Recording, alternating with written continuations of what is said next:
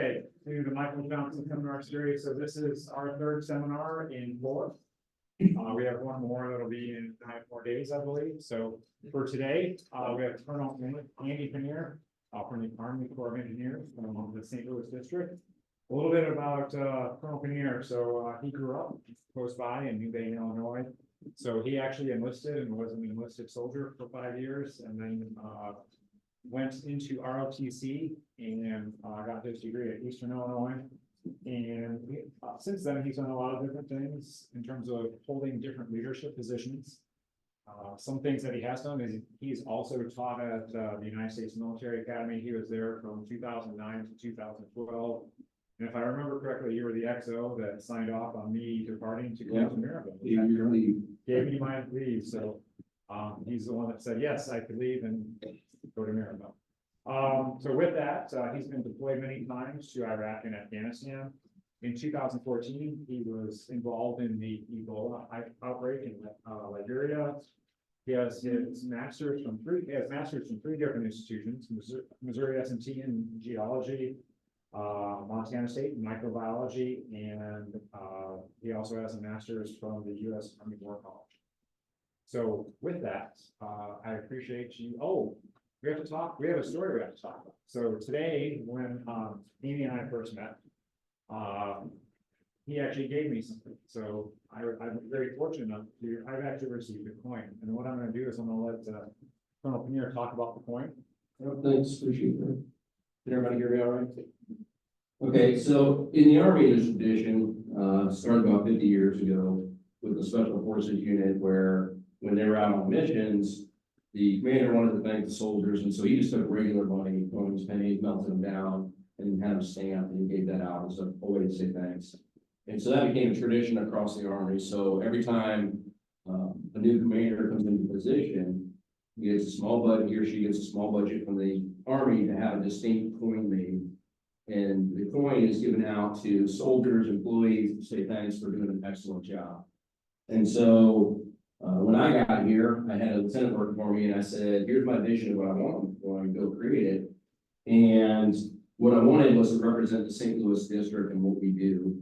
And so we got the arch, iconic of St. Louis, a little bit of the Mississippi River, the engineer castle, and then on one side we have the lakes that I'm responsible for. So there's 5 reservoirs that fall under me in the Corps of Engineers: Carlisle Lake, Shelbyville Lake, Rund Lake, Mark Twain Lake, and Waterway Lake. You may have been to some of you may have been to those. And on the other side, it has other things in the district, lock and dams, some of the motor vessels that we have on the river. And then it says Gateway to Excellence. And under it, he pulled off the one thing I wasn't sure he was going to be able to do. I said, I want something historic about St. Louis. And so he actually has a historic print of the Eads Bridge back in the days with steamboats on the St. Louis skyline. And so, I gave this to Tom to say thanks for having me out here and a great friendship. Just appreciate the time. But in the Army, there's more value to this coin for soldiers than there is to awards, right? So I couldn't tell you where all my certificates are that I received for awards in the Army, but I can tell you where every single coin is. And awards are worth promotion points, coins are not. But the reason they're so valuable is because in addition to being a commander's coin of excellence, it's called a challenge coin. And so if you were given a coin from a leader, and you know somebody else in your unit was given a coin, you keep your coin with you. So if I knew Tom had the same coin at some point past he got it, and if I show up and lay my coin down, if he can't produce his coin and show me, he owes me a beer. If he can, I owe him a beer. And so that's been the tradition for decades, and that's why coins are so valuable. So I probably have 300-400 coins. I have seen soldiers literally carry 50 coins in their pocket, because all day long there's clink, clink, clink, because they don't want to have to buy somebody a beer. They want to be able to point everybody and get all the drinks all weekend. So again, Tom, thanks. I really appreciate it. Yep, absolutely. What I'll do is I'll pass this around. Please don't drop it. What I want to do is definitely take a look at it and look at everything that Colonel Pannier was describing. So, Yeah, thanks. Thank you. So I met Tom when I fought back at West Point, 2009 to 2012. And when I first met him, I thought he's like a pretty good guy, but there was just some underlying theme, like there's just something out like this guy, and I cannot figure it out. And for years, I just kept thinking, he's a good guy, but there's just something about him that's not. And then he came here and he took this job at Maryland University. in the heart of Cardinals and Blues country. And he was professing his love of the Cubs and Blackhawks, and I knew instantly why I didn't like this guy. I appreciate the opportunity you gave me to come out here and talk to you today. I think back to when I was in academia, when I was working on master's degrees and sitting in lecture seminars, and I talked to Tom a little bit about this day. I remember that a lot of them were research-based, people presenting their research. That is not going to be today. I will talk some about research, but this is more what happens when you leave academia and you're out there working in the world. How do you apply some of that? And so I'm going to touch on different things, a little history, a little bit on economics, some on engineering, and then just on some of the different life sciences and how all that ties into the Corps of Engineers. I will give you one disclaimer up front. Normally this is how I talk. I like to be relaxed. I don't like to be formal. I like to move around. But I can talk on this topic for a whole semester, and I have an hour and I will leave time for discussion. So, contrary to how I normally operate and what I like to do, I did write notes, and I'm going to try to stand over there and read through those notes at times just to keep on track, because I really want to have time to open it to you at the end and we will have discussion.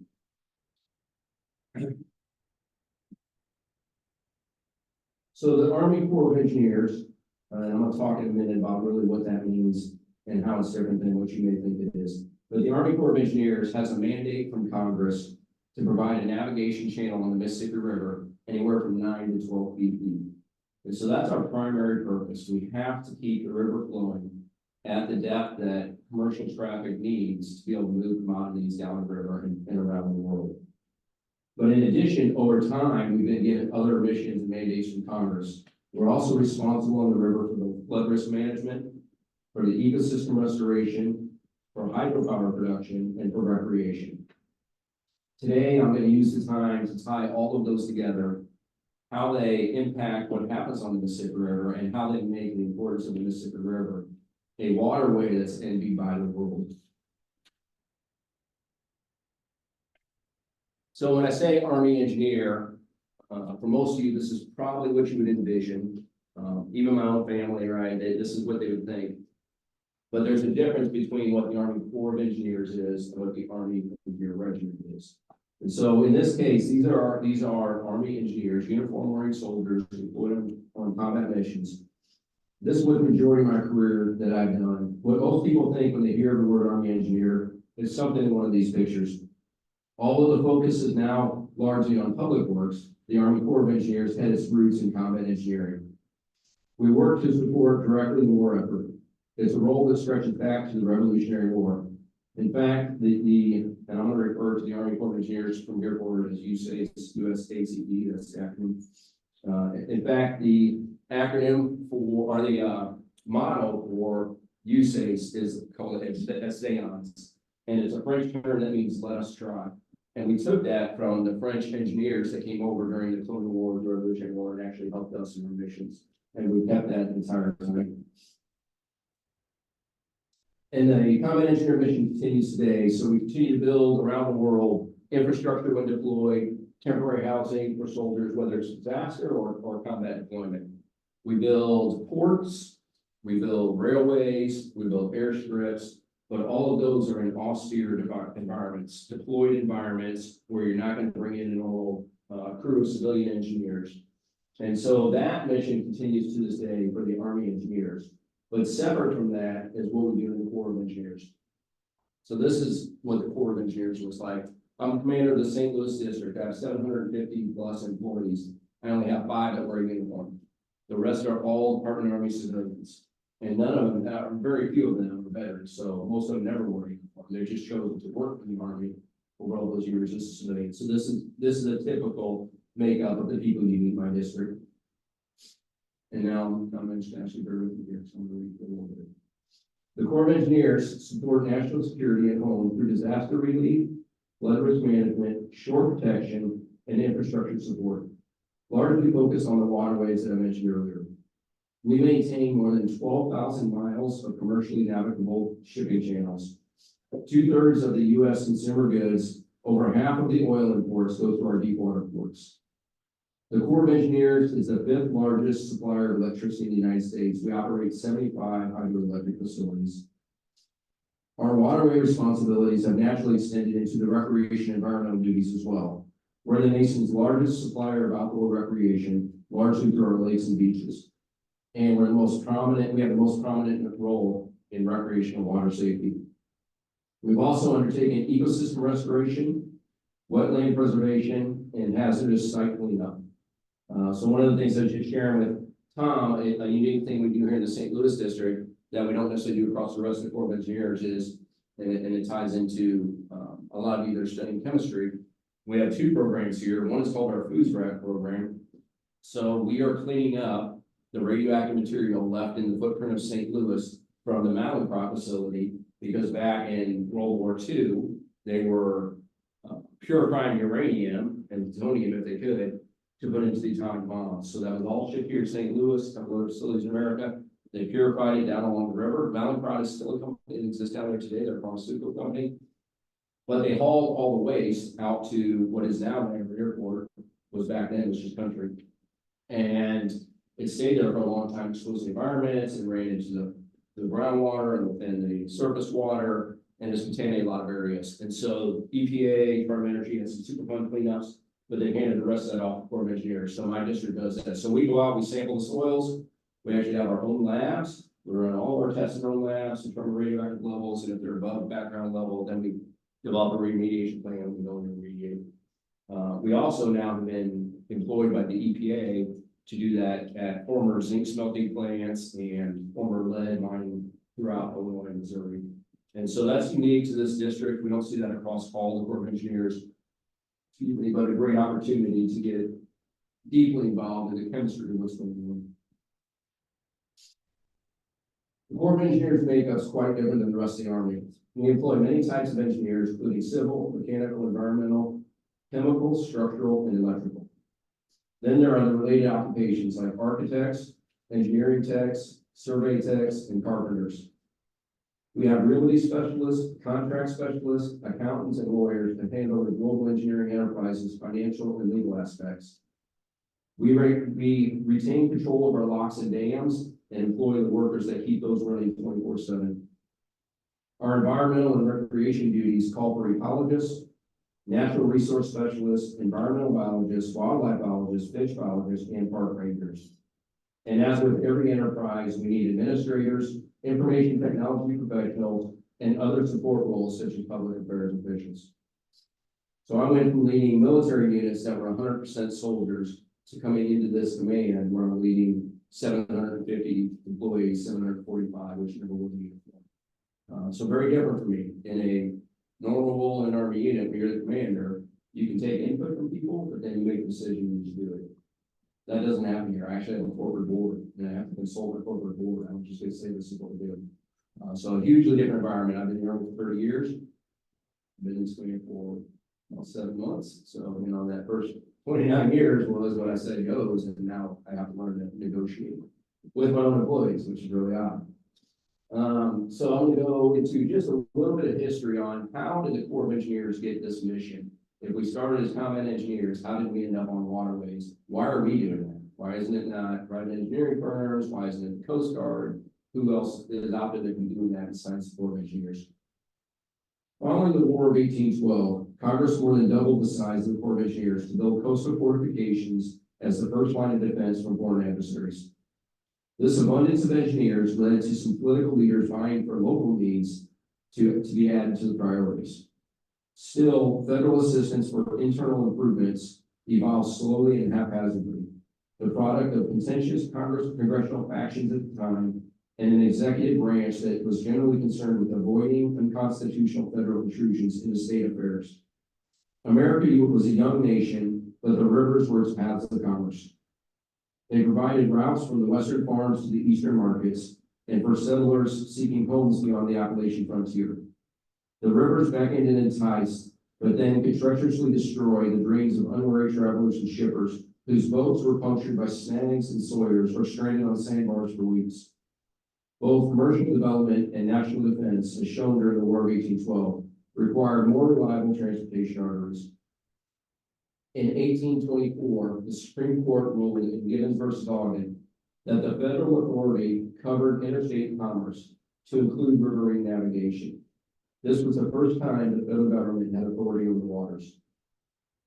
Shortly thereafter, Congress passed two important laws that marked the beginning of the Corps' continuous involvement in civil works. The General Survey Act authorized the president to have surveys made of routes for roads and canals. The second act, passed a month later, appropriated $75,000 to improve navigation on the Ohio and Mississippi rivers by removing the sandbars and snags. Congress expanded the Army engineers' workload in 1826 by allowing for legislation to the president that allowed him to not only employ the engineers for surveys, but then to turn those surveys into projects and do work. Although the 1824 Act improved the Mississippi and Ohio rivers, is often called the first River and Harbors Act, it was the 1826 Act allowing for the Corps of Engineers to do surveys and projects that continues our mission to this day. The Mississippi River Basin, so you can see that shown in the center of this map in the color areas. It's the fourth largest watershed basin in the world, follows the Amazon, the Congo, and the Nile. 41% of the 48 contiguous states drain into the Mississippi River. From Montana to New York, drain in. And you can see the shape of it, it's like a funnel. So you're getting 41% of the water flow in America draining into this river, funneling down to New Orleans where it goes out into the Gulf. The basin covers more than 1,245,000 square miles and touches all or part of 31 states and 2 Canadian provinces. The lower alluvial valley, so what you see there in yellow, the lower alluvial valley of the Mississippi River is a relatively flat plain of about 35,000 square miles bordering the river, which would be overflowed during times of high water if it were not for the man-made protective works. This valley begins just below Cape Girardeau, Missouri, and is roughly 600 miles in length, and the width varies from 25 to 125 miles. At this point, just south of Cape Girardeau, where the Ohio River comes in, the Ohio, the Tennessee, and the Cumberland merge, and they carry 61% of the water that flows from their south. So it could be flooding on the upper part of the Mississippi where we are, and it would have no impact on the lower part of the Mississippi. It's like putting drops in a bathtub because the Ohio carries such a large percentage of it. Floods from 1849 and 1815 caused widespread damage in the Mississippi River Valley. It revealed the national interest in controlling this mighty river. The Mississippi River was shaped largely by two important plans. The first was published in 1861 by Abbott and Humphreys. They were employed by the government to go out and survey the Mississippi River. And when they surveyed the river, they were asked to create this report. The name of the report was the Report upon the Physics and Hydraulics of the Mississippi River. After they created this report, they were looked on as the experts on the Mississippi River. So the federal government then hired them to say, how do we stop flooding on the Mississippi River? What's the plan? And they came up with what was called the levees only plan. They said if we just blank the entire Mississippi with levees, it will channelize the water to the center and we won't have any flooding. So that was the plan, and they went forward with that. We just had levees along the river, no other way to relieve but flow. But what happens when you constrict a channel or a pipe or anything else is that the velocity increases significantly. So now you have the same amount of water going through a small area, it's moving a lot faster. So it's causing a lot more damage when it does breach a levee. By the year 1879, the need for improvement of the Mississippi River had become widely recognized. The necessity for coordination of engineering operations through a centralized organization had finally been accepted. Accordingly, in that year, Congress established the Mississippi River Commission and assigned it duties to take into consideration such a plan or plans that would correct, permanently locate, and deepen the channel, as well as protect the banks of the Mississippi River, to improve and give safety and ease to navigation, prevent destructive floods, promote commerce, trade, and the postal service. So when they created the Mississippi River Commission, they had a presidentially appointed body that exists to this day. My previous job, I was a deputy commander, so that was my first 2 years. My previous job was my first 2 years from the Corps of Engineers out of the Army. I was deputy commander of the Mississippi Valley Division, so over the whole Mississippi River. And I was the secretary of the presidentially appointed Mississippi River Commission. So to this day, there are 7 people that sit on this commission. 3 are Army officers. One is over the Mississippi River, one is over the Missouri River, which you see flowing in red, and then one's over the Ohio Valley, which you see in purple. So those are the largest contributors in, and they all have a vote on how we manage it. Then there's also a member of the National Oceanic Administration, a rear admiral, and he brings his geodetic survey knowledge to the team. And then there are 3 civilians that are appointed. They come in for a 9-year term. 2 of them must be civil engineers. So the current makeup right now, we have a civil engineer out of Louisiana State University. He's spent all his time studying hydraulic engineering. He's very, very well versed on the Mississippi River in Louisiana. He just came on the commission about a year and a half ago.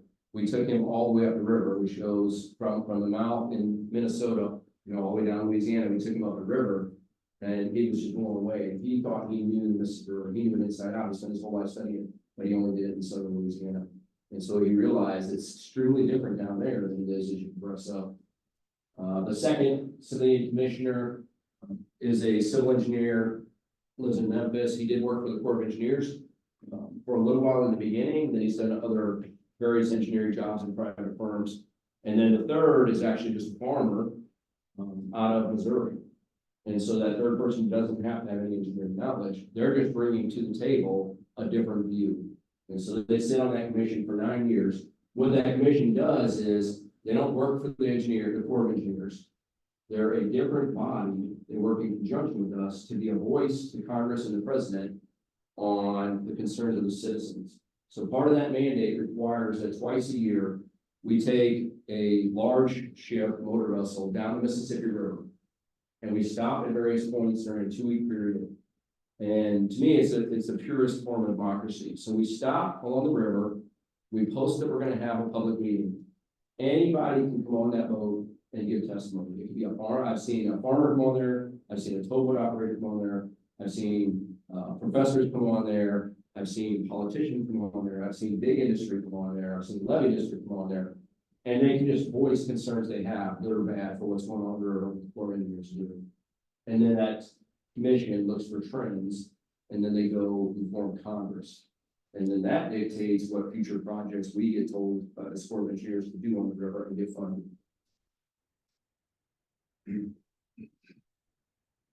Major floods again occurred in 1912, 1913, and 1927. The flood of 1927 was the most disastrous flood on the lower Mississippi River. It flooded over it flooded over 26,000 square miles and a loss or displacement of people of over 600,000. The equivalent damage today would be $1.5 billion. So that was the effect of that levee-only system. That flood was so significant, the volume of water in the river was so great that it couldn't be held in the lower part of that yellow area of the map. And when it started blowing out the levees, there was so much force, nothing could hold it back. It just wiped out entire villages and towns that were along the river. Decimated everything, and it happened so fast, people couldn't get away. So you can go back and look at the 1927 flood, and you'll see pictures of houses loaded with cows on top and people on top, just trying to find anything they could get on and be safe during that time. So that drove Congress to say, never again. We'll never allow this to happen again. And so that developed the Flood Control Act of 1928, or what we refer to in the Corps of Engineers as the Jadwin Plan. Major General Edgar Jadwin was then charged with coming up with a plan to create a comprehensive flood protective system on the Mississippi River to allow that to never happen again.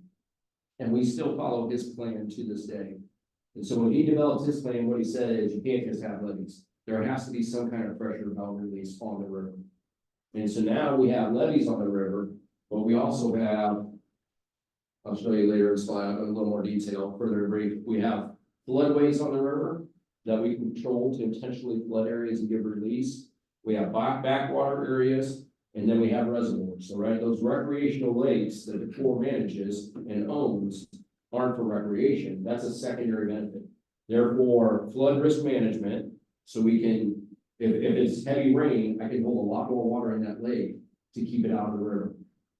Or in a case of low water that we've had the last 2 years in this river, I can release water from there and help funnel it into the river to keep navigation going.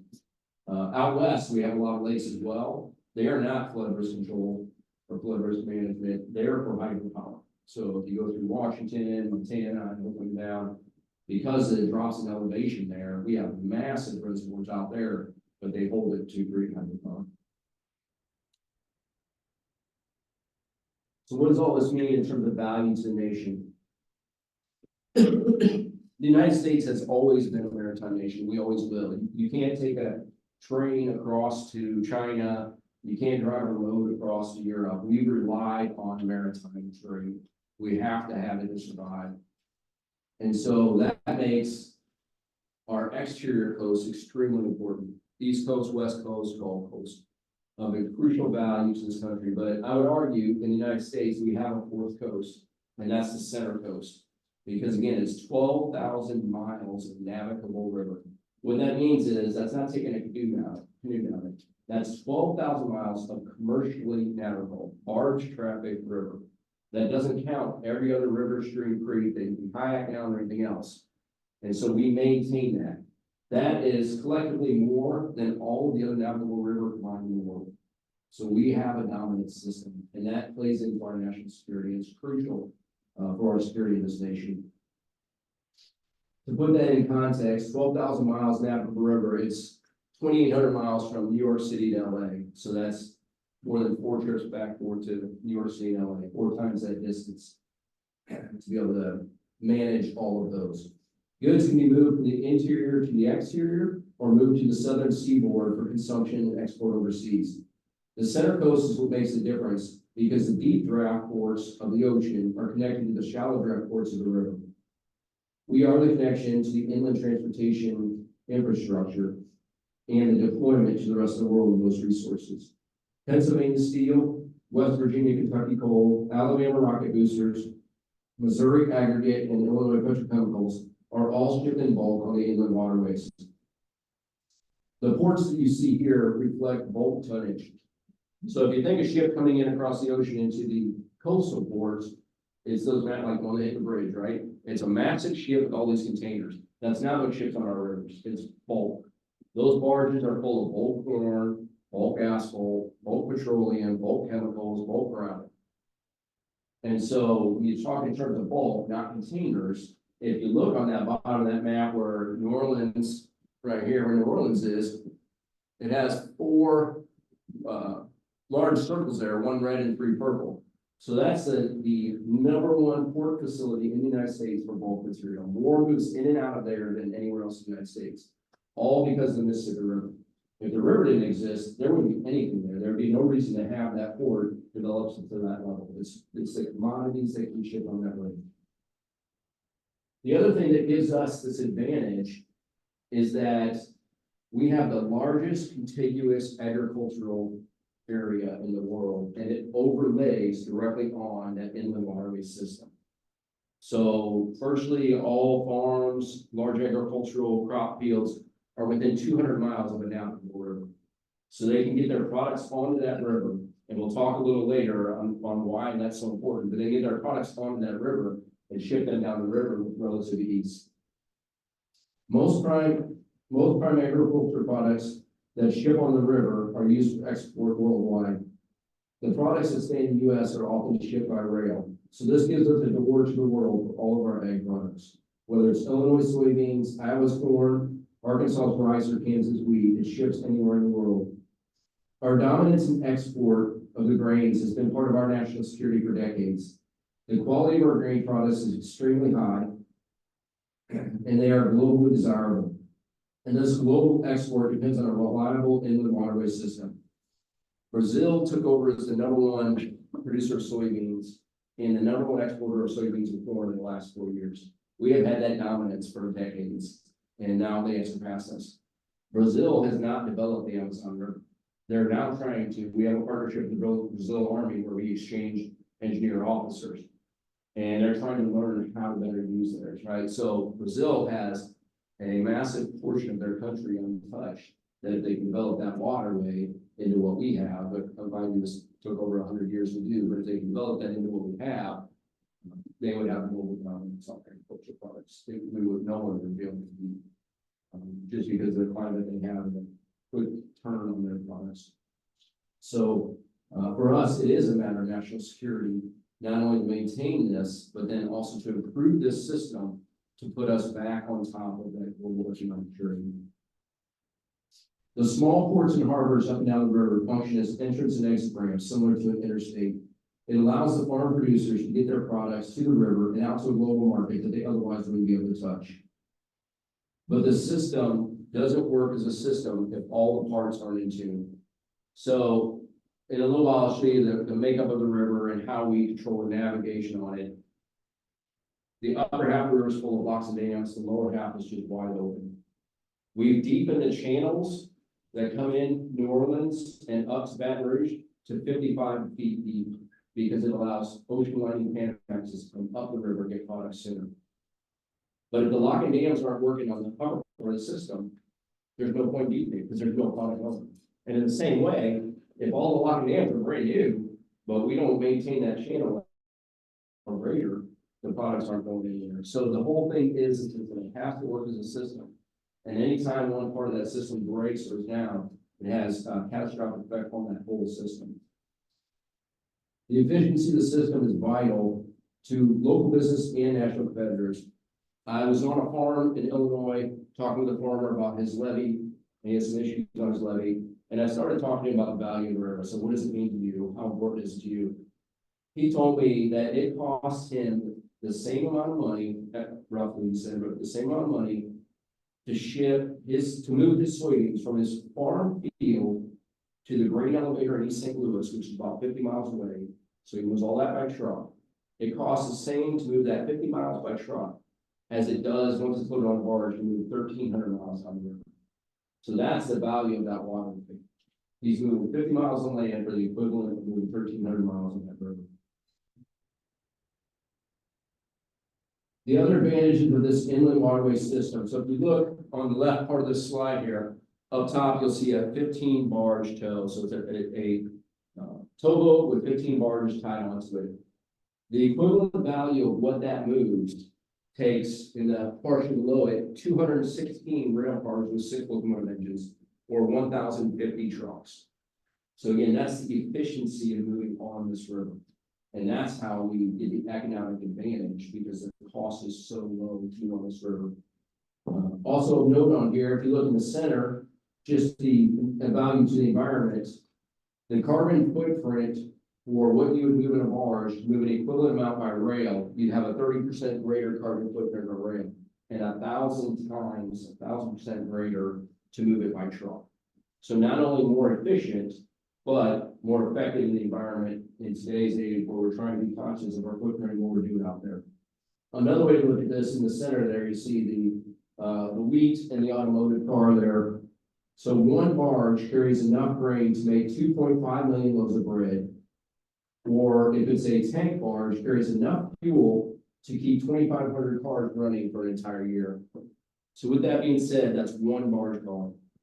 On the upper portion of the river, they move 15 barge cars at a time. On the lower portion of the river, they move up to 60.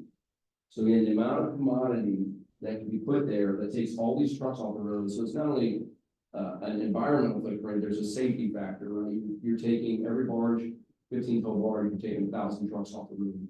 And so that allows us then to keep our interstate systems functioning, less repair, and in a safer environment.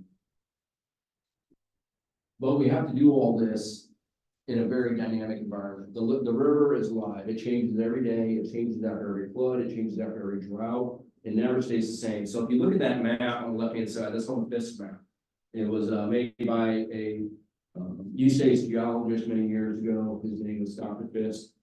And what he did was he studied the flow of the Mississippi over centuries. Went back and found old channels, old areas that had filled in where the river had meandered. And so if you look at this is over centuries, how much the lower Mississippi has moved and changed its course. So that white line or blue line coming down the middle, that's the current flow of the Mississippi. And then you can see the other significant ones. The green course was the 1880 flow.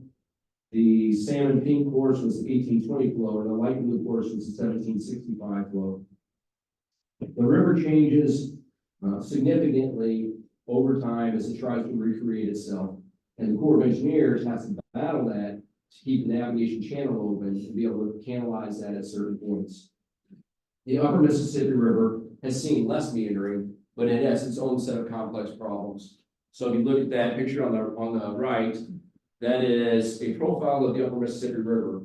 From the upper lock and dam, upper St. Anthony Falls, to the southernmost lock and dam, which is just here in St. Louis at Chain Rocks Canal, it's a 400-foot drop in elevation. That doesn't sound like that much over 600 miles, but what it does is it creates waterfalls and rapids when you have that much of a drop, and that's not happening. Barge traffic can't go down that. So what we've had to do is create a series of 26 lock and dams, and what it is like a staircase down the river. The barge comes in, we lower it to the next step, moves out, goes in, lower it to the next step, moves out. So unlike the southern portion of the lower Mississippi, that is just an open flowing river with no obstruction by man, this is like 25 individual reservoirs. It's not an open flowing river. It's 25 individual reservoirs that walk commercial traffic or it's recreational traffic. You can take your pontoon or your fishing or anything else and go through walks. You can walk down the river. But that's the way we had to design it to account for the elevation change. And so that creates its own series of problems.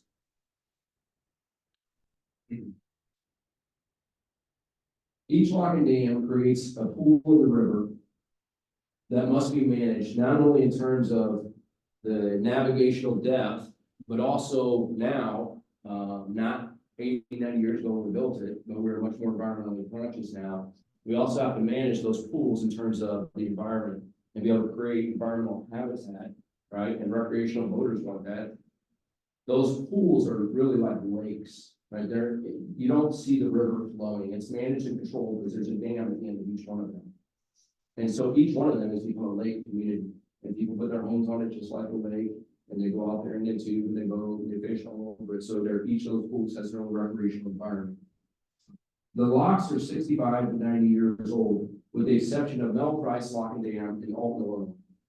We built that one in 1989 to replace Lock and Dam 26 that was in really bad shape, was in class. So when we built that, Lock and Dam 27 in the Chain Rocks Canal and Mel Price Lock and Dam are the only two that have a 1,200-foot chamber and a 600-foot chamber. So when barges travel down the upper Mississippi River, I told you they come in that 15 barge configuration that's 1,200 feet long. And so this allows them on those two locks to move through without impediments. The problem is Brazil is taking the lead, right? They're exporting more than we are. But if we don't improve the structures on the river, we can't get that edge back. And so Congress has heard the navigation industry and the farmers and heard the voices that said we've got to have change. And we now have a program called the Navigation and Ecosystem Sustainability Program, or NEST. And that focuses on navigation and ecosystem. And so on the navigation side, what Congress has done is they've authorized the next 5 sequential dams up as you move up from Mel Price Lock and Dam on the Mississippi River, and then the first 2 that you come to on the Illinois River to be expanded to 1,200-foot locks.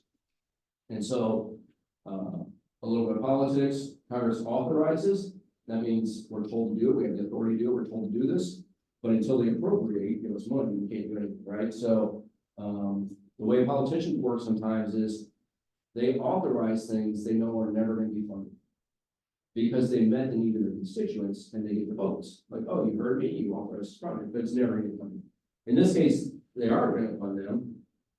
They funded Lock and Dam 25, that'll be the first expansion, so that falls in the footprint of my district. Initially $732 million. So that's partially funded. The whole thing's going to take $2.3 billion. So a huge project that we're going to go on the river. So when it came about creating this project and determining what we were going to do for this Lock and Dam, we had to go into the science of the river and understand the flow of the river and where the best place to put this was. And so we don't have all of that resident knowledge in the Corps of Engineers. So we reached out to places like the Center for, or the Construction Engineering Research Lab at University of Illinois, the Engineer Research and Development Center down in Vicksburg, Mississippi. That's a big research center by the Corps of Engineers. I think from what I've been told, I'm happy to be on this, but the largest concentration of PhDs in the United States, because there's not much else in Vicksburg, but we have 8 very large research labs there that do everything from information technology research to weapons research to waters research. And so we had to reach out to them and say, we've got to build this new lock. Where is the best place to put it? So if you look at the previous picture, you can see that the new lock down on the bottom of the slide is on this end, and then everything north of that, that's the dam. So there's the dam to keep the water back, and then we control passage through the lock. So we had to look, where do we put it? Do we put it next to the existing one? Do we put it on the other side of the dam? Do we put it in the middle of the dam? Do we put it on the shore side on the other side? So we looked at 8 different places. And we went to the research labs, and they ran hydraulics modeling, and they ran 2D and 3D modeling for us, so we could understand each place, what would it do to the flow of the river, what would the channel need to look like.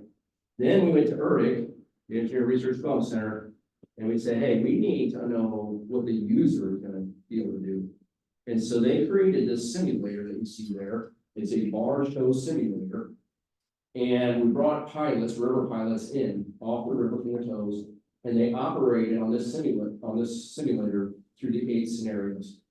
And they said it was extremely realistic. They felt exactly like they were operating in real water, so they could give us real feedback.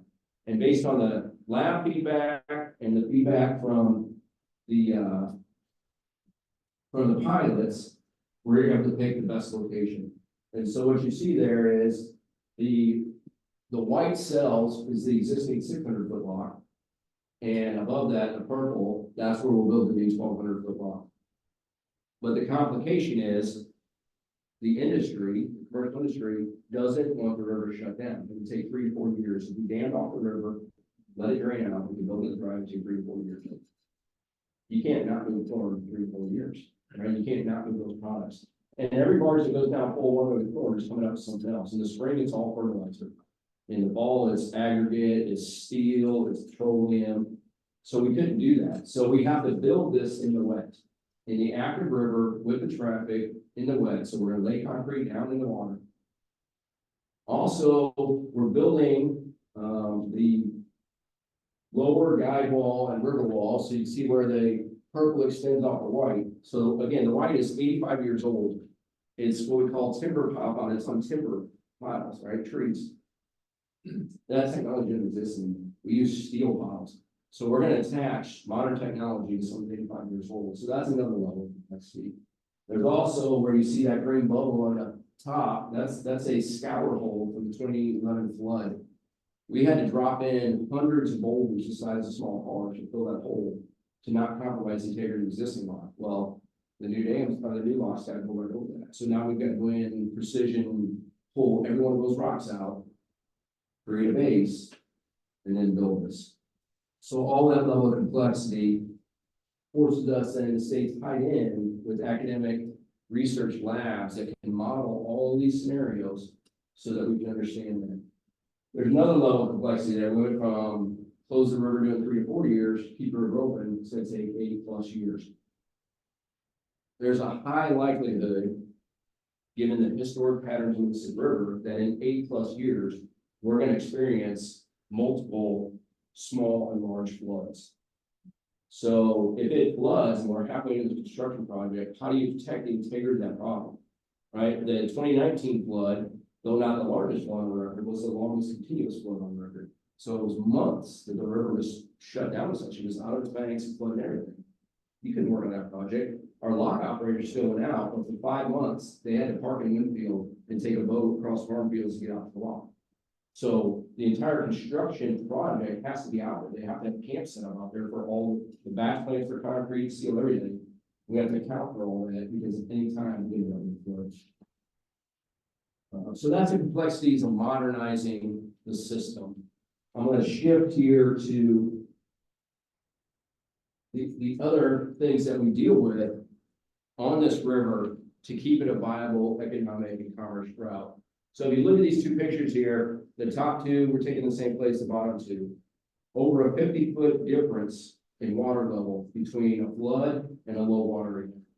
That's a huge change, 50 feet. That water came up 50 feet, but didn't break the banks.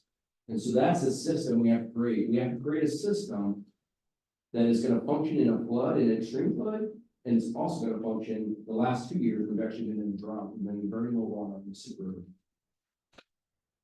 So how do we do that? We have to engineer a resilient river. So what you see in the upper left are pictures of dikes in the river there. And we call those chevron dikes. And then you see rock removal on the upper right. And you see what that rock looked like on the lower right before it was there. So in the 2012 low water event, the river dropped so low, just south of St. Louis, there's a point called Beach Point. It revealed all this rock. So the river was not going to be deep enough to keep it open. So we had to go in there and just start blasting rock and removing it from the river. The chevrons and dikes we put in the river, that's a control structure for the river. We force water to the channel and it scours itself. And so it allows the river to take care of itself. We don't have to. What I really want to focus on here though is this chart. So if you look at the bar graphs, that is the amount of time we spent dredging on the river. If you look at the blue shaded area, that's the increase in number of dikes we put on the river. And so what you see is as we put more dikes on the river, it has caused the river to scour itself because we do significantly less dredging. So overall, it's an economic savings, it's a huge cost savings to the government. But what it does is times like the last 2 years when we had this low water event, we hit more record lows in the last 2 years than in the drought of 2012. But we never shut the river down permanently, and we did significantly less dredging because the system that we engineered to keep it resilient has allowed the river to take care of itself. Another problem that we experience when we hit low water, this is down in Louisiana, where you have the river coming into the Gulf. So the lower the water drops, the slower it's moving out into the Gulf. And it reaches a point where its velocity is so slow that it can't hold back the salt water. And because salt water is denser, what you see here is the saltwater wedge that's full of it is moving along the bottom of the river, and the fresh water is lighter, is riding over the top of it. So it's actually allowing salt water to crawl up the river. Why that's significant, this slide is extremely busy, but what I want to take, we built this slide for communities in Louisiana this past low water event during December, January timeframes. Because there are communities along the river that have water intakes on the river. That's where they draw their water for their communities. And this saltwater wedge was moving up the river. So we developed this to show them day by day, where is that wedge? And then we started figuring out how we're going to stop this problem. And so we did a lot of research, pulled a lot of data, did some modeling, and we determined that if you look, the dark green is where it was moving at the time that this one was taken. It changed every day. But at the upper part of the light green, that's river mile 63.8. That means that's 63.8 miles from the Gulf of Mexico up the river. So based on all the data we had, we were able to determine that that was the point where we'd have the greatest success. So it would allow us to combat this intrusion. And I'll show you the technique here.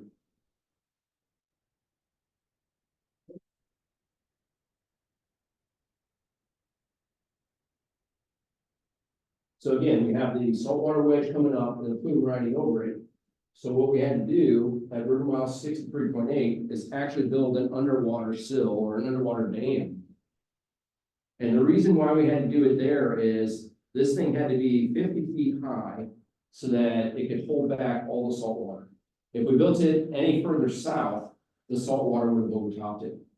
If we moved it further north, because it had to be 50 feet high, it wouldn't have left the navigation channel deep enough for commercial traffic. So that was the sweet spot there to be able to build that 50 feet high underwater. It held back the saltwater wedge. And so the communities that were south of that were affected. We had to barge fresh water down to them, but it protected everything north of that and allowed commercial traffic to continue to flow. And then over time, as the river rises and the velocity increases, it will just degrade the sill and over time it will be gone. So the opposite side of that is flooding. If you look on this map, the little red one, that was a levee in 1844. If you take components of the green, yellow, and orange, that's a levee today. And so we've learned over time what works and how extensive we have to build them, and then put a road on top to maintain them over time. And that gave us the profile that we have today. Based on the flooding that we've seen over the years, we now have had to develop a very extensive system. So if you look at on the photograph is a picture of a levee from the aerial view, but if you look at the map, the red lines and the yellow lines, that's the levee system in the lower half of the Mississippi River. We call that the Mississippi River levee system or the Mississippi River and tributaries system. So 3,500 miles of levee, 2,200 on the main stem, and then the rest of it is on the Red River, the Arkansas River, and the Chapelaya Basin. So that's just the lower. We also have that on the upper river, but it's a less extensive system because we see less flooding because it's not a flat open area that pans out for 125 miles away across there. And so that system protects 4 million citizens, 1.5 million homes, 33,000 farms, and countless vital transportation routes and communities. The levees are designed to protect the Louisville Valley against the project flood by combining the flow of the levee channel with the natural backwater and the purposeful floodways. So the other piece of that, we talk about project design flood. So how do you know how big to build them? How do you know what system to build? So we took the 3 worst floods that ever happened in the Mississippi River Basin. So one on the Ohio, one that covered the Ohio, Mississippi, and one in Mississippi. We took those 3 floods, we put them on a map, and then we changed their orientation to get the maximum amount of water that would hit the system. And we said that's probably the worst it's ever going to be, and so we have to build to that level. And so that's why we build those extensive levees. But we also, again, we need that pressure relief valve. And so what we have here is 4 floodways. One in New Madrid, Missouri, that's the New Madrid floodway. We have the Pannier spillway, the Chapelaya floodways, and the Morganza floodway. So those are controlled systems. When the volume of the river reaches so much, we can open those systems and flood those areas, and it relieves pressure on the river. So those floodways are largely agricultural land or hunting ground. Nobody's allowed to build in those floodways. And we know ahead of time when we're cresting to that level, so we can give more warning to farmers, and they can remove cattle or equipment or anything they have out there. And then we do controlled releases on those floodways. That takes the pressure off the river. And the last one before I shift gears here is, this is another structure similar to that. But what's happening here is the Mississippi River down in Louisiana, if left to its own accord, would actually cut across what's called the Old River, Old Meander, and it would move to the Chapelaya River. That's the direction the Mississippi River wants to flow. But if that happened, we would lose the navigation channel. The Port of New Orleans wouldn't exist, Port of Baton Rouge, none of those things would exist. And so we're mandated by Congress to find a way to stop that from happening. So we created this, what we call the Old River Control Structure. It has the auxiliary structure, the overbank structure, and the low sill structure. So really, it's the same as those floodways. We have all these gates, and we control the flow of water. And we keep 70% going down the Mississippi River and 30% going down the Chapelaya. And that way the river doesn't change course.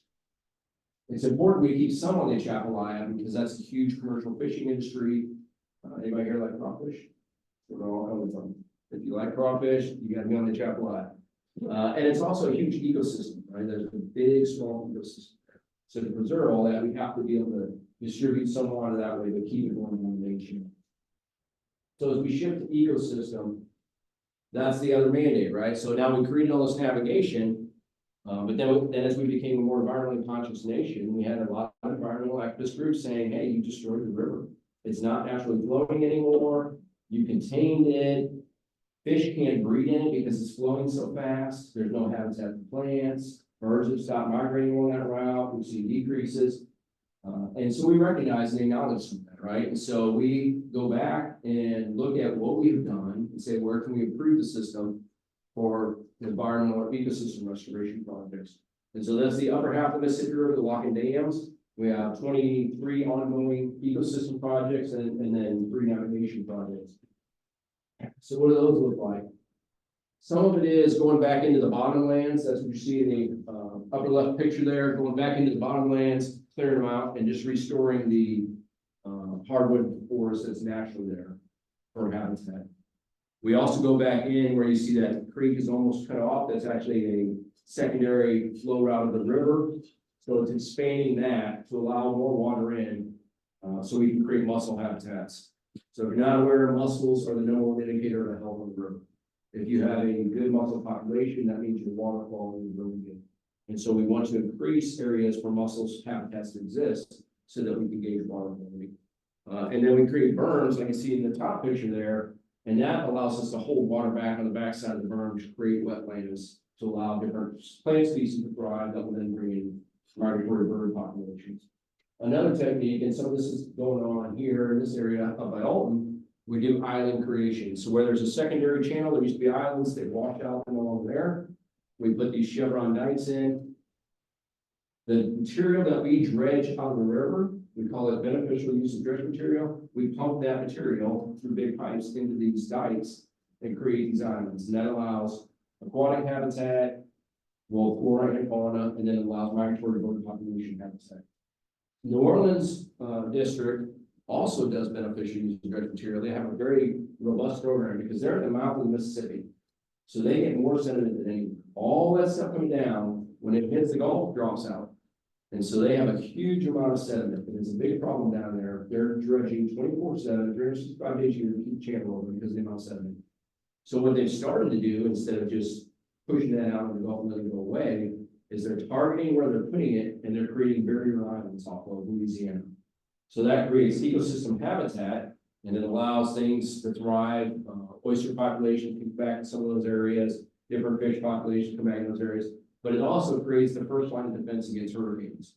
So now if a hurricane's coming in the Gulf of Mexico to impact Louisiana, it's going to hit those barrier islands. That's going to take a lot of the energy out of the hurricane before it hits the mainland in a very populated area. And if you're not aware, southern Louisiana, New Orleans, they're actually below sea level, right? The whole city's built below sea level. We've had to pump in and pump in and pump in to build it up, but it's still below sea level. So they run pumps constantly to get water out. And so having that barrier island is a huge protection factor because it's going to keep all that water coming into the ocean side during hurricane event. So we don't do all this alone. I've talked a lot about what the Corps of Engineers does, but we don't do anything alone. Everything we do has a partner involved, whether it's a state agency, it's a nonprofit organization, it's research labs, it is levee districts. Everybody has involvement. Some of them fund part of it. A lot of our projects are cost shared, so they fund part, the government funds part. But a lot of them are just volunteer organizations that want to come in. A lot of our ecosystem, people just want to come in and help. They want to make environment. On all of our lakes, because recreation is not our primary mission, we get very little money for recreation. But we have some, and I'll say that because I'm in the Corps of Engineers uniform, I can't lie. The Corps of Engineers has some of the best facilities in the United States and the cheapest. But the only way we do that is we have partnerships with all these groups. We have people that come in and volunteer to create and maintain bike trails because they want to bike there. They come in and they maintain archery ranges. They build archery and maintain because they want to be able to do that on the lake. So we have great partnerships with all these organizations to say, hey, you want to do these things on the lake, it'll attract more people to the lake. We're never going to have money to do it. We'll put a partnership together. We'll help you design the project. You have to maintain it over the years. And that's how you build these facilities. But we also have international partnerships. So I talked a little bit about the Brazilian Army Exchange. We also have one, the Mississippi River Commission has a sister river partnership with the Mekong River Commission. So the Mekong River passes through Laos, Thailand, Cambodia, and Vietnam, and they make up that commission. It also passes through China and Burma, they don't choose to be on that commission. And so we partner with those four nations so that they can learn from us how we're using our river. Excuse me, but we can also learn from them. So this was in Laos last summer.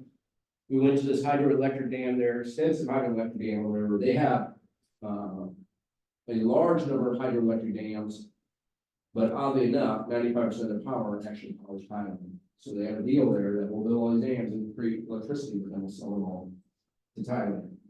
But the problem they have is they don't do much commercial traffic on the river. That is their number one protein source. They need the fish. And so they can't afford to have fish out. And these dams are obstructing fish movement. So they're not migrating and they're not populating and breeding. And so they had to create a fish passage. And so you see the structure, it's to the side of the dam and it allows the fish to come up. And what you see here, a little difficult to see because there's river water in there, but there's slots in there of different sizes. And so they have gates they can control, and it allows different sized fish to move up different times of the year based on their breeding. And so I say we learn from them as well. We're having that problem in the Mississippi River. We have a problem with Asian carp, invasive species, destroying a lot of fish habitat. We don't want them to migrate upriver, but we have problems with fish we do want, like algal sturgeon and others, to be able to get to their breeding grounds. And so we've actually learned from them on their fish passage, and we're now designing a fish passage for Lock Dam 22 that allows us to do the same. So I'll wrap it up here and then turn it over to you for questions. So again, the importance of the river. I talked about why it's important and then everything we do to maintain that importance on the global economic scale and for the value of national security. These are just some facts about what that system protects, how much we move on it. But I think the most important one there is where it says the return. 117 to 1 is the return. So for every dollar we put into the river for navigation, ecosystem, flood control, flood risk management, every dollar we put in, the return is $117, either in lower cost of economics for commercial traffic, it's in property and lives saved because of flood risk, or it's in environments restored, which then lowers carbon footprint, brings back species population, and that brings back recreation to the lakes and the rivers. And so 117 to 1. So I would argue probably the greatest civil works project in the United States, because you won't find another project. There are some phenomenal things. Corps of Engineers built the Pentagon. We built many of the monuments in DC, or the Hoover Dams, all of Corps of Engineer construction. We built the Pannier Canal. None of those have a return of 117. And so the economic value of this river, it's important to our national strategy. Without it, we wouldn't be globally competitive. We wouldn't have the economy we have. We wouldn't be where we are in the position in the world. Is economically viable and valuable to the entire Midwest, and all the commodities that go on there. And then it provides the secondary benefits of the ecosystem value and recreation. But it's 117 to 1 return. I think that to me is the most telling factor of why that river is important. And it's right outside your door, right? So I drive across every day. I live on the Scott Air Force Base. My office is in downtown St. Louis by the ballpark. I come over every day. And I often think, of course, I hear about it a lot now. I drove 300 miles of it. But I look at all the traffic on the bridge, think like, how many people drive across it every day and don't even get a second thought to that river and the value of it. And don't realize that we ship so much on it, or that we rely on it for water, drinking water, or that we rely on it to protect us. I spend a lot of time on the road, either out of my district or my employees. I spend a lot of time in the industry on the river. And I talk to them about why they exist, where they do, what they do, right? And so I was in Phillips 66 in Alton, and they said we would not exist in the middle of the United States if it wasn't for this river. There would be no economic value to shipping petroleum from the middle of the United States. But we do exist because this river has a navigation channel. And we exist right next to this river. So the Alton refinery is right on the river. And that's a massive refinery. Really, it's the river refinery, but that's a massive refinery. They exist right on the river because they have so much trust in that flood protection system that's right there. That when the river floods, it's not going to wipe out the refinery and they continue their operations. So again, just a testament to the value of that. So I'll turn it over. Questions, comments, anything? Yeah. So you talked about you have a partnership with the Brazilian Army in terms of developing the Amazon River. If that would put them on top, what's the benefit of having it? That's a very good question. So, have you ever heard of the international organization BRIC? BRIC? That's Brazil, Russia, India, and China. Right. So, though we're not necessarily allies with Brazil, we're friendly, but they're leaning more towards economics with China.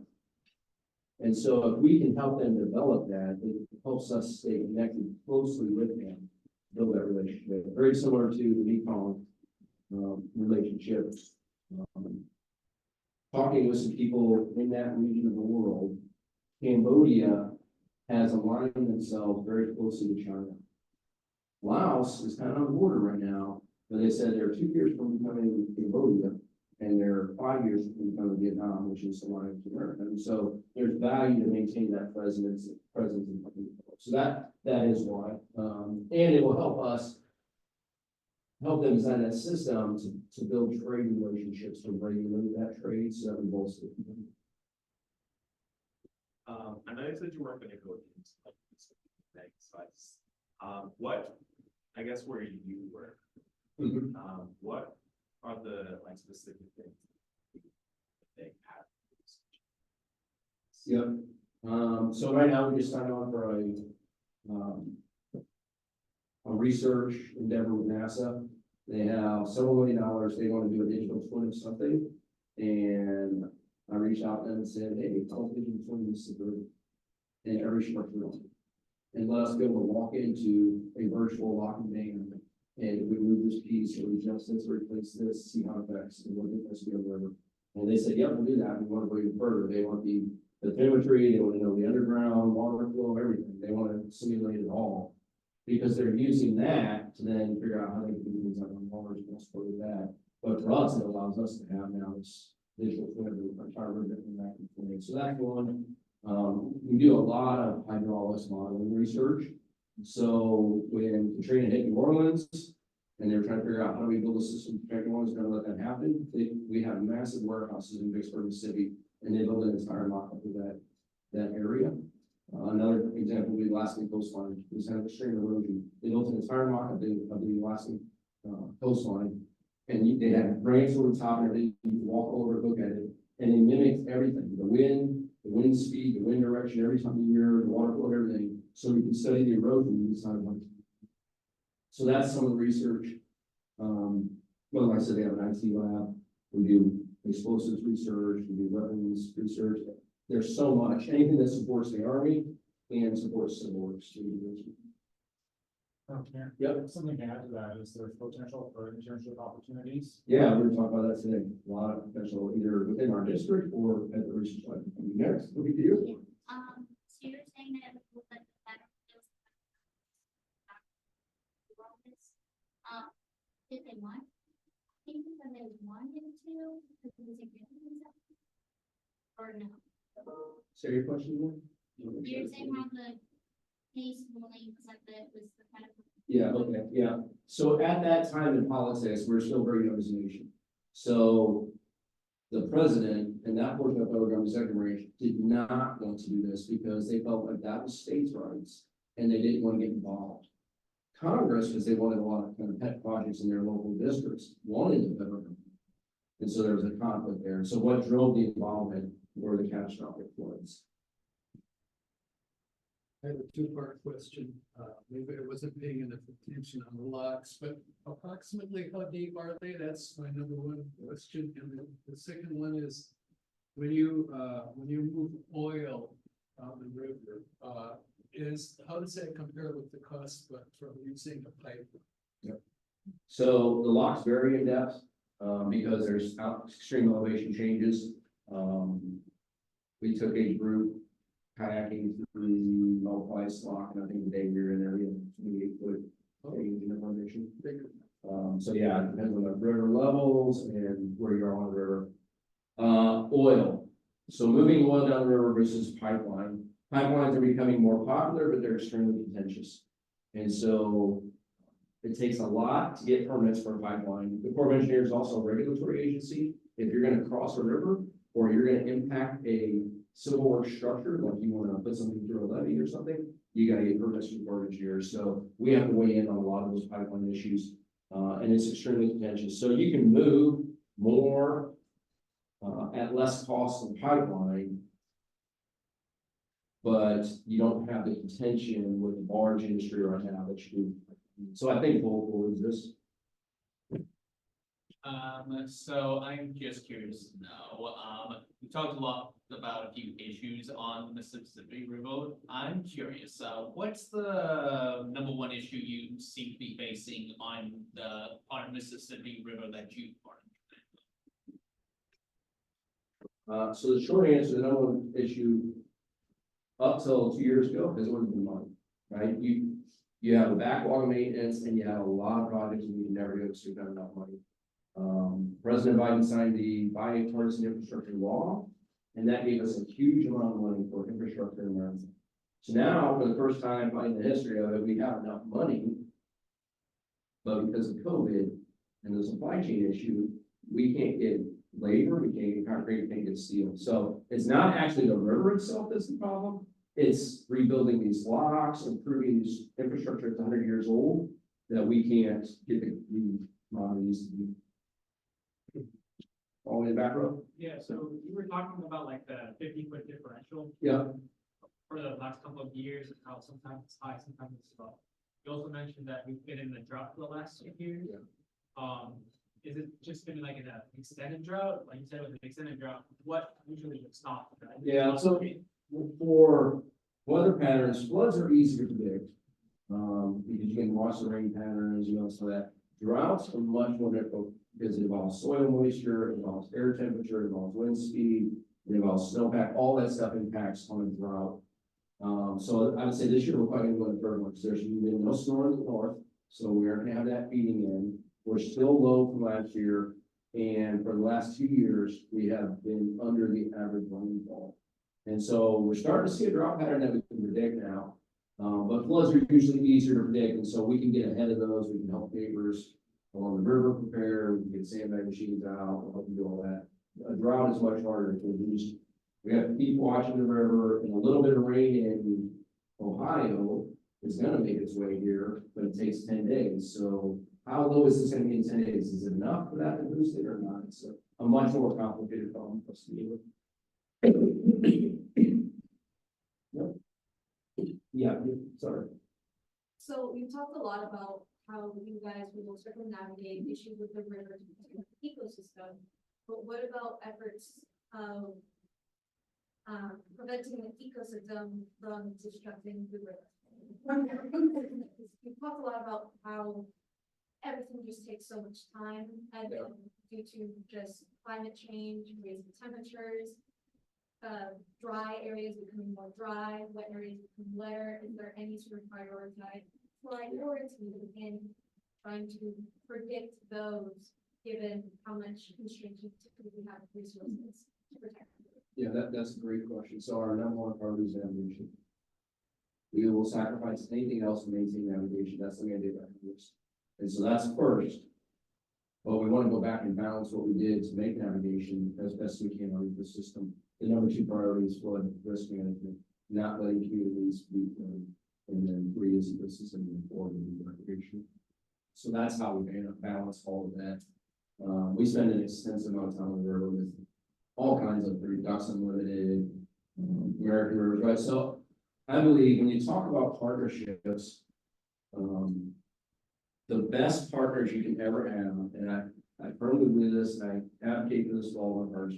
The best partners you ever have are the ones that will pat you on the back once while you're doing a good job, but they'll really tell you when you're not doing a good job.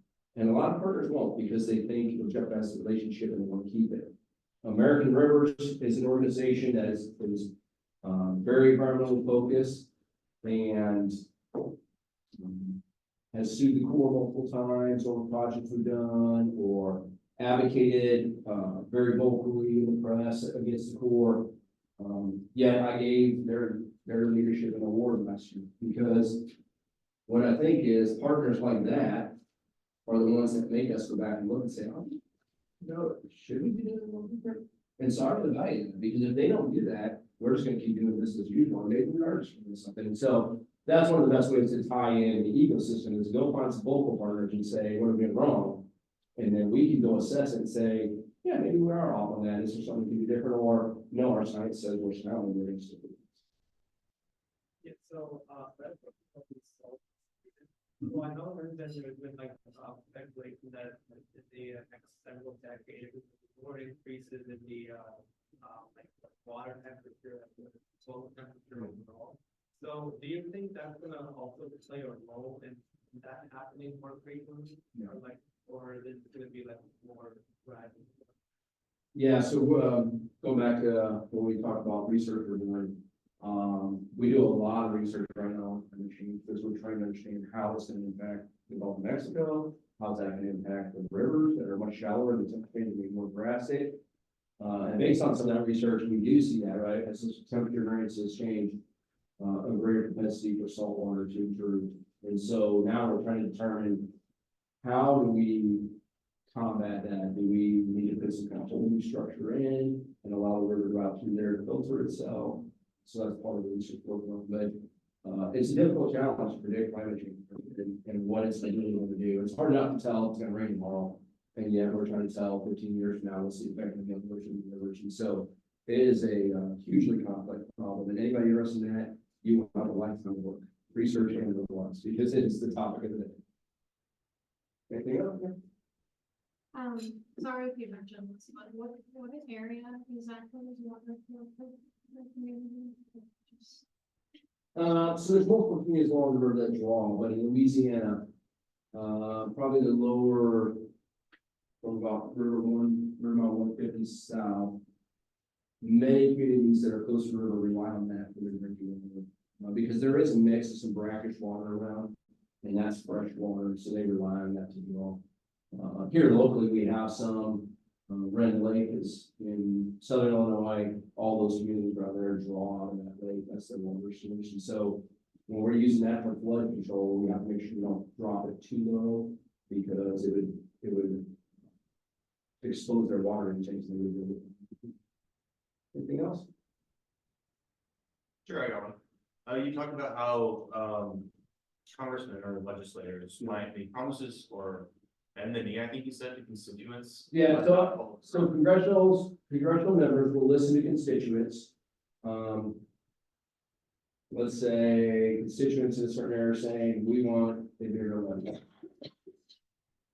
But that area is almost all agricultural. So the economic value of that levy is not high in terms of life and structures, right? It's agricultural.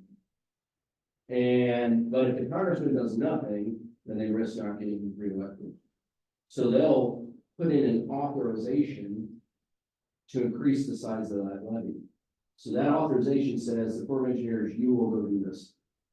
But the second part is there's got to be an appropriation, which is the money they're going to give the Corps of Engineers to go do this. That's the part that doesn't come. So the authorization is there, and they can say they have done their job by getting this legislation in, but it never got funded, so the project never came to fruition. Okay, follow up. Do you use the list of 4 priorities to decide whether or not you pressure Congress, for example, to give you the funding to accomplish those tasks?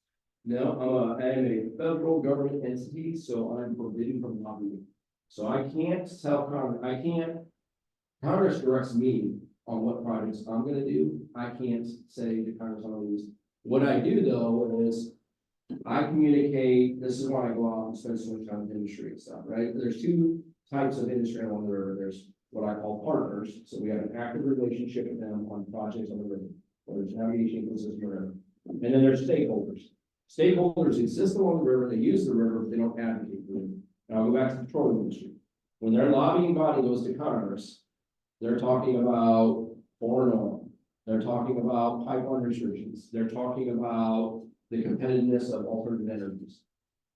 But they're not talking about the money we need to maintain the river that they're relying on to ship all their products every day. So I go out to partners and stakeholders and educate them on the value of the river and why we have to have it. Because maybe then they'll carry that voice, but I also learn from them what's the value to them, so that when I am talking to congressional members, I can say, well, in your district, there are these 7 industries, and this is what they've said the river means to them. And then the other side of that is what congressional members will ask me is, I would like to do, completely off the river. We recently got legislation the last couple of years to do sanitary sewer upgrades, right? So in every city in America, we have outdated infrastructure. A lot of sewer pipes that are collapsing, corroding, rusting, and cities don't have them. And so they've now authorized the Corps of Engineers to do some of these projects, right? So a congressional member may have a city that is having sewer problems. And so they may come to me and say, I think I'd like to put this project in the budget and give them money for it. And so what I say to them then is my capability, which means how much could I spend in 1 year? And I'd say my capability for that project would be 10 million or 240 million. Then they can go ask for that, because what they don't want to do is ask for more money than I can use in 1 year, because then it becomes a bust for them. And so I can express it in my capability. Like I'm capable of doing this much work, but I can't lobby for projects. So advocate. Anything else? Right. Thanks so much for your time. I appreciate all the questions. I know what it's like to be in your seat and you're just ready to go. And so I'm pleasantly surprised at the amount of questions and the interest. I'm extremely passionate about what I do. I grew up here, so I really care about we're here and we do, so I just appreciate your time. Thanks. All right, let's thank you.